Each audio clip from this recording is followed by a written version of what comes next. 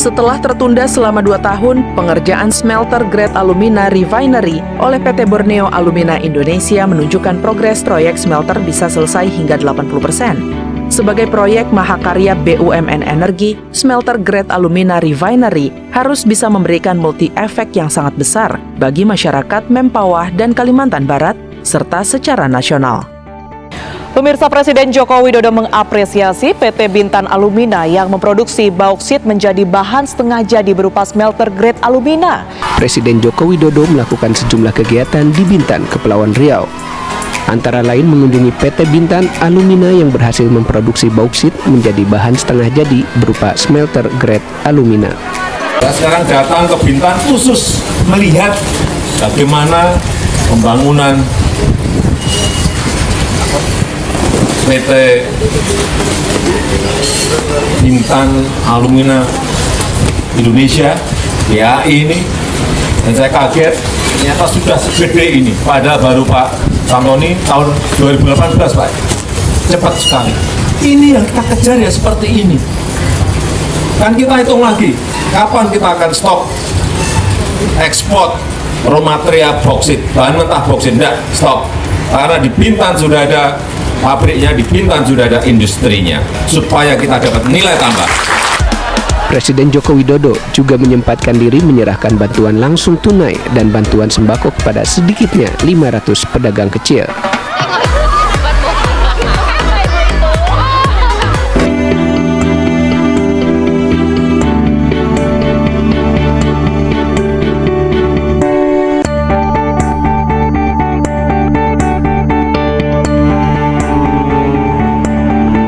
Pemirsa, bauksit menjadi perbincangan utama setelah Presiden resmi mengumumkan pelarangan ekspor biji bauksit per Juni 2023 dan fokus untuk hilirisasi dalam negeri.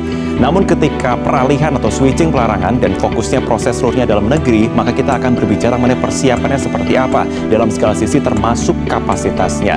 Selengkapnya kita simak datanya berikut ini, pemirsa. Kita akan langsung masuk data yang pertama. Tapi sebelum kita bicara soal hilirisasi, pemirsa, saya akan ajak Anda untuk mengenal biji bauksit dan juga manfaatnya terlebih dahulu. Jadi biji bauksit itu merupakan batuan yang mengandung 3 mineral utama dan juga berkaitan dengan mineral silikat dan biasanya dijadikan bahan baku untuk nantinya outputnya adalah aluminium.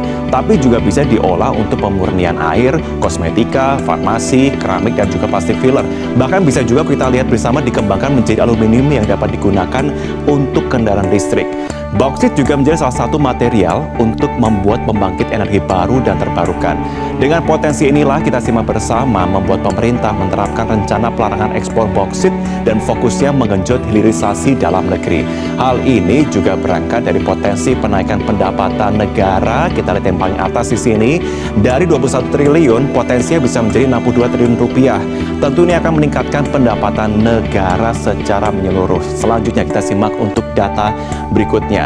Yang juga menjadi pertanyaan bersama pemirsa adalah ketika seluruh proses penambangan, pengolahan, pemurnian, dan selanjutnya dilakukan, maka siapkah kemudian industri pengolahan dan kapasitasnya? Kita simak datanya pertama pemirsa, bahwa sebenarnya Indonesia itu sudah ada 4 unit kapasitas olahan aluminium di sini yang kita lihat bersama sudah ada untuk pengolahannya. Tapi juga satu sisi ada 8 fasilitas pemurnian bauksit yang dalam tahap pembangunan.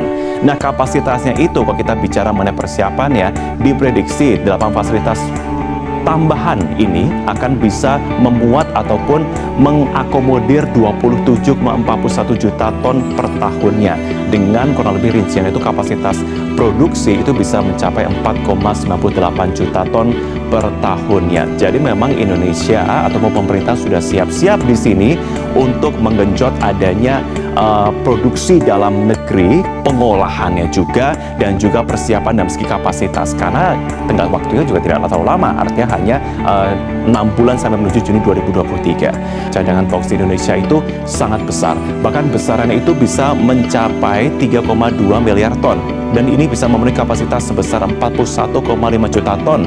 Ini pun juga bisa memenuhi masa ketahanan antara 90 sampai dengan 100 tahun. Saya tulis di sini 2099. Selain itu juga fasilitas pemurnian bauksit yang dalam tahap pembangunan ini memiliki input sebesar ataupun kapasitas input sebesar 27,41 juta ton. Dengan kapasitas kurang lebih mendekati 5 juta ton atau detailnya 4,98 juta ton. Selanjutnya, Kita lihat juga pemirsa, secara ekspor sebenarnya Indonesia juga mencatatkan kinerja yang cukup apik. Melalui data dari Bank Indonesia, volume ekspor bauksit pada tahun 2017 sampai 2020 terus meningkat secara signifikan. Meski secara data 2021 itu sempat berkurang. Tapi dalam segi nilai kita terus mengalami peningkatan. Kita lihat bersama dalam sisi nilai ekspor peningkatan pada tahun 2017. Ekspor bauksit itu tercatat ada di 66,43 juta dolar atau setara dengan 1 triliun rupiah dengan asumsi kursnya itu 15.600 US dollar.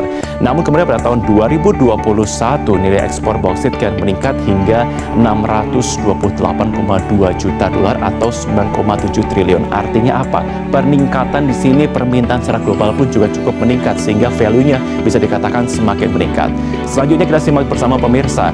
Kembali akan saya tunjukkan juga dalam segi nilai total untuk yang kita lihat bersama apa yang bisa kita dapatkan di sini pemirsa.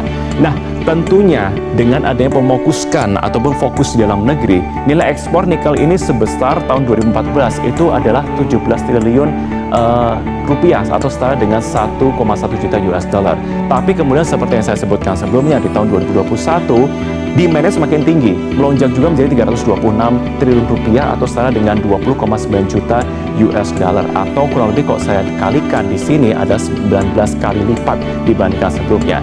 Dan prediksinya pada akhir 2022 semakin meningkat, bahkan ekspor nikel pun juga diprediksi bisa tembus untuk value-nya atau nilainya adalah 468 triliun rupiah di sini.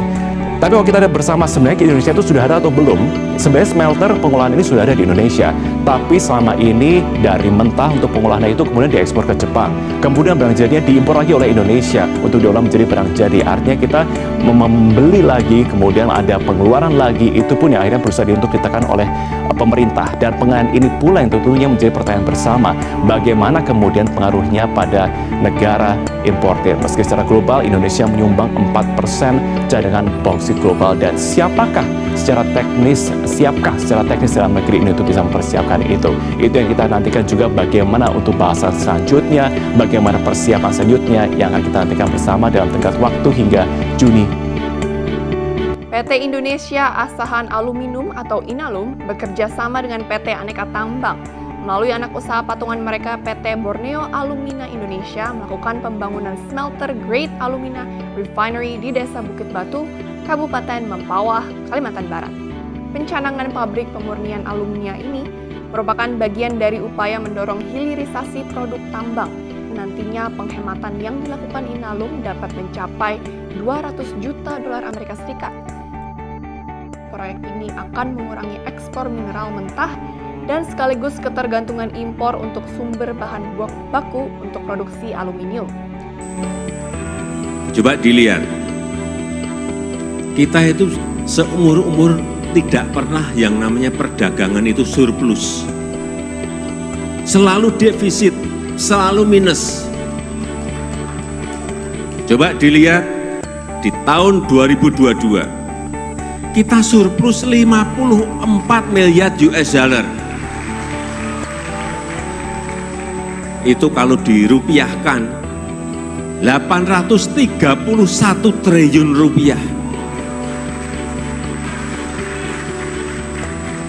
Ini nanti akan lebih gede lagi nih tahun ini mungkin. Saya nggak bisa memperkirakan, tetapi bahwa tahun 2022 surplus kita 54 miliar US dollar. Kita sekarang ini surplus terhadap Amerika. Barang kita yang ke Amerika sama barang mereka yang ke Indonesia itu lebih banyak barang kita yang ke Amerika. Surplusnya 16,6 miliar US dollar atau 253 triliun. Surplusnya 253 triliun. Bahan baku aluminium dilarang untuk diekspor oleh pemerintah. Keberhasilan hilirisasi nikel menjadi inspirasi pemerintah untuk melarang ekspor bahan tambang mentah lainnya, termasuk bauksit.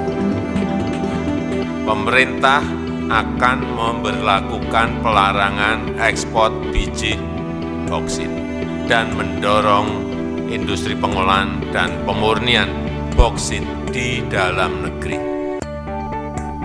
Dari industrialisasi bauksit di dalam negeri ini, kita perkirakan pendapatan negara akan meningkat dari 21 triliun rupiah menjadi sekitar kurang lebih 62 triliun rupiah.